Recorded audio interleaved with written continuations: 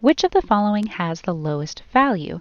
There are two different ways to solve this question to the fullest. However, for the sake of your test and for the sake of time, there's a much faster way to solve this problem. Each of the fractions listed here are unit fractions, which means that their numerators are all the number 1. This means that we can use their denominators to compare their value. The greater a denominator is, the less the value is of the entire fraction. And the less the denominator is, the greater the value of the entire fraction. So if I were to put all of these fractions in order from least to greatest, I would start with 1/10 as the least and 1/2 as our greatest. And then we could fill in the rest as we would with any other number line in descending order of our denominators. I can split in half right here so we can see that these are the largest fractions per se and the smallest fractions per se. So now if we look at each of our answer choices, and I'll color code them, the first one, 1/3 and 1/6, are two of the bigger fractions of each category. 1/5 and 1/8 have two of the smallest fractions for each category. 1/2 and 1/10 are the largest and the smallest respectively. And then we have 1/4 and 1/7, which are about average in each category.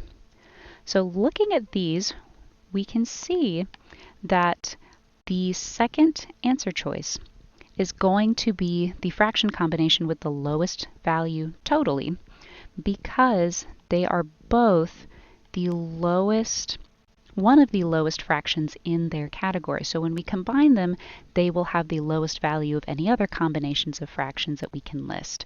On this logic, we can mark this as our correct answer and move on with the rest of the test. But for the sake of this video and for teaching purposes, I will show you the other two ways you could solve this problem. One of the ways to solve this problem to the fullest is to convert all of these fractions into equivalent fractions that have common denominators so that we can add them and compare their results. To do that, we need to find the least common multiple between two denominators, in this case 3 and 6. The least common multiple here is going to be 6. So this fraction is already done. For this first fraction, I'll need to multiply both the top and bottom by a number that will give me a denominator of 6, which in this case is 2. 2 times 1 will be 2, 2 times 3 will be 6, and then when we add that to 1/6, we can get our result. I'll go ahead and do the rest of these fractions off screen and come back in just a second. Here I've done the math to give all of our fractions common denominators and added all of them together. So now we just need to compare all of these values to find our lowest one. And to do that, let's compare all of these fractions to 1/2. Our first fraction, 3/6, is equal to 1/2.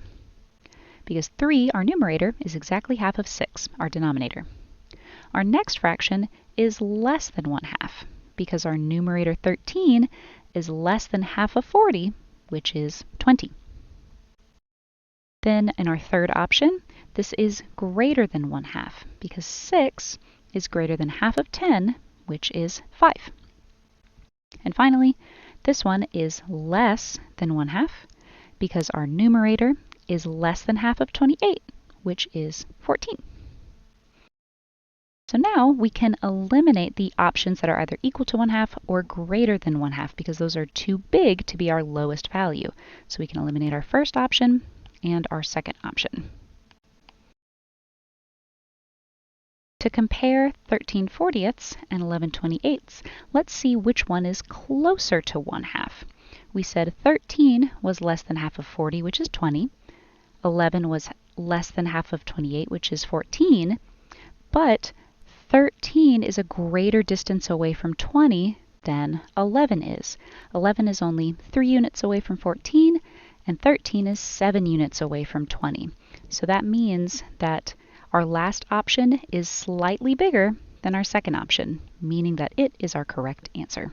The final way to solve this problem requires you to have your fraction to decimal conversions memorized, because we are going to convert every fraction to a decimal and add them together in their decimal forms. Here I have rewritten all of our fractions as their equivalent decimal forms and color-coded them so that you can see which fractions are equivalent to which decimals. And now we just need to add and compare.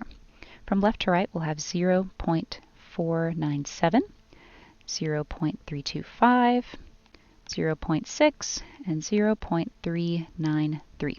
When comparing decimals, go one place at a time. So we'll start with our tens place, and that will allow us to eliminate the two biggest options, the first one and the third one. 4 and 6 are greater numbers than 3. And again, we're trying to find our lowest value.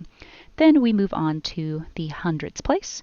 And here we can see that 9 is a greater number than 2, so we can eliminate our last option and see that option 2 is our correct answer.